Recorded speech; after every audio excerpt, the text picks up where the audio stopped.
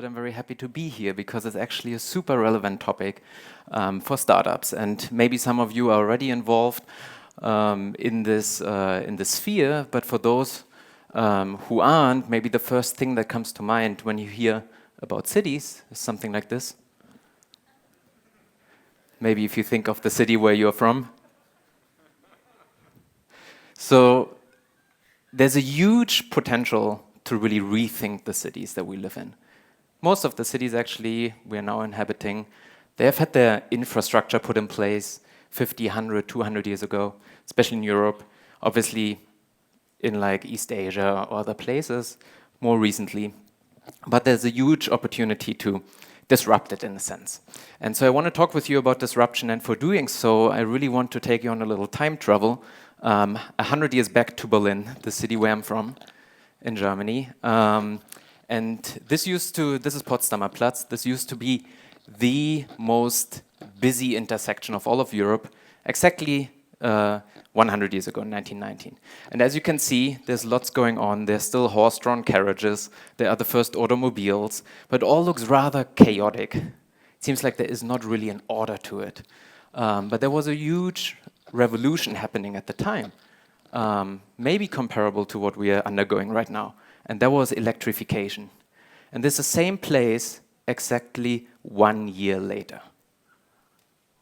So if you think about disruption today and you think startups reinventing everything and it's all globalized and it's also quick nowadays, look back what happened 100 years ago, how quick the change happened.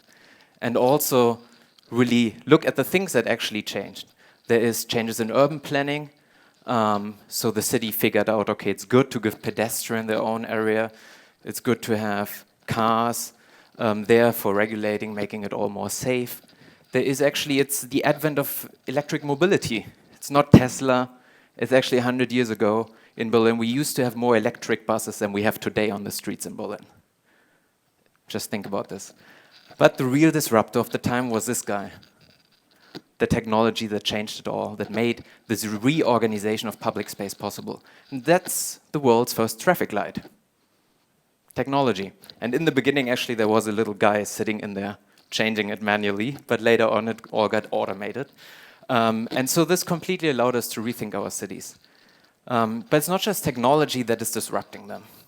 It's also ideas. And again, this is fast forward 40 years.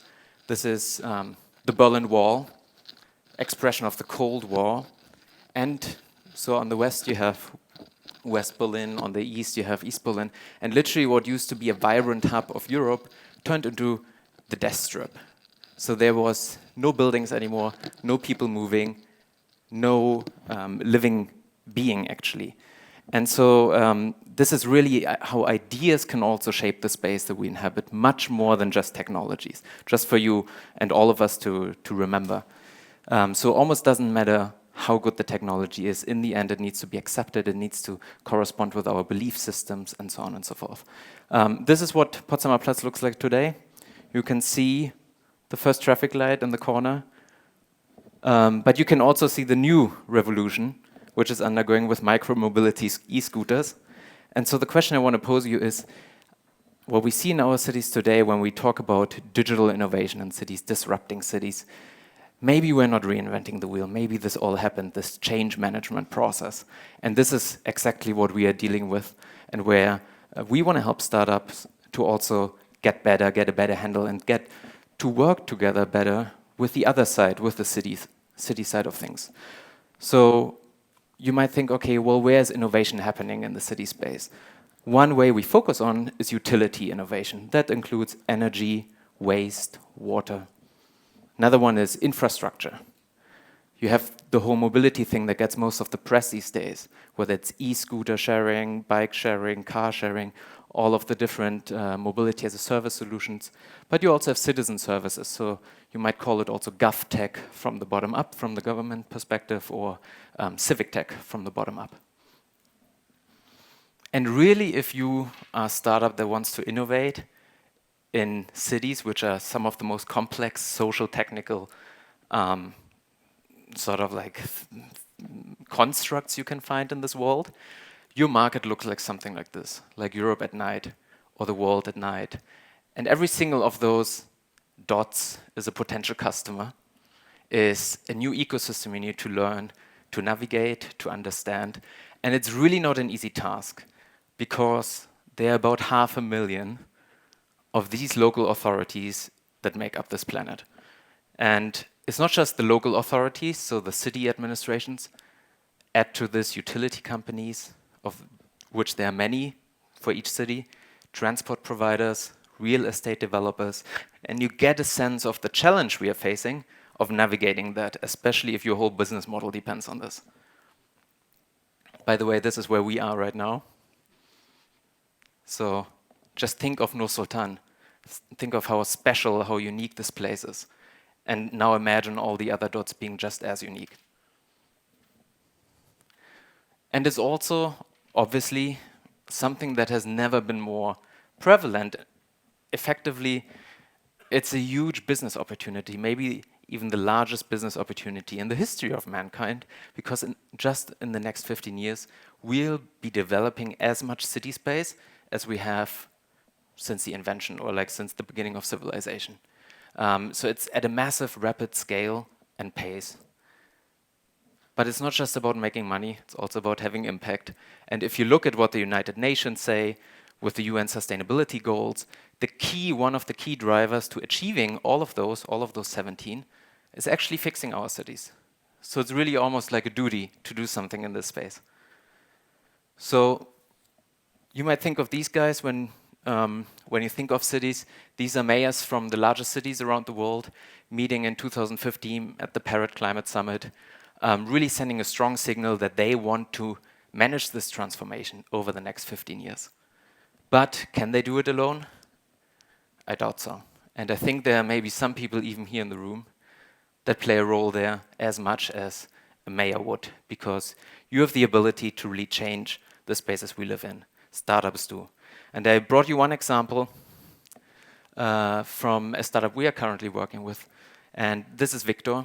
Victor is actually from Krakow in Poland. And he was an engineering student, and he just had a very simple goal. He wanted to train for a marathon. But he had one problem, and this problem was the air pollution in his city. He did not know what was the best time to go out to train for this marathon without seriously damaging his lungs, his health. And so he got together with a few friends, and they developed this little sensor, measuring the air quality, but also predicting it. And they rolled it out, sort of guerrilla style, put it across the city, made all of this air quality data public, so that everyone can access it, not just the city, not just special interest groups. And what happened was remarkable. First of all, it showed, okay, well, air is really not that good. It's like 8, 9 times of what the European legislated maximum level should be. But it also gave this knowledge, with this knowledge, the opportunity to choose for yourself how you can protect yourself. And this is exactly what happened not long after. People realized that there is a huge value in this data. They used it to mobilize, to actually just tell the government, look, we care about what we breathe. We care about the quality of air. And this triggered a whole discussion about more renewable kinds of like energy sources, more effectively also more sustainable modes of transport in those cities. And what they managed, something really special, which was scaling to more than 200 cities in just 18 months, having 200 cities as their paying clients. And they managed, through being a little bit something like a city rebel, that's how we like to call it at Urban Impact, going not the typical way, trying to like use the public as well. And they have a big problem though. They don't know how to go out of Poland, how to scale internationally. It's a huge challenge because of the image I showed you before. It's extremely hard to navigate. So what we've just recently been doing, for instance, with them is getting them in a first pilot here in Berlin and helping them now to connect with the wider European ecosystem. And if we talk about scalability of those solutions, let's keep this in mind. This is the carbon clock, and this is exactly how much time is left for effectively all of us until we have used up our global CO2 emissions budget. This is 8 years and 1 month at this point. So whatever we do in cities, it's great to have good ideas, to have pilots, but we really need to take a crack at like solving the underlying scalability problems, how we get it all implemented quickly, how we can scale, how we can have this impact. And I want to leave you with one last thought, and that is also, if we have exactly those ideas and pretty much everything else doesn't quite matter that much, if we fuck it all up and we have catastrophic climate change, what are you going to do in those 8 years? How are you going to spend it?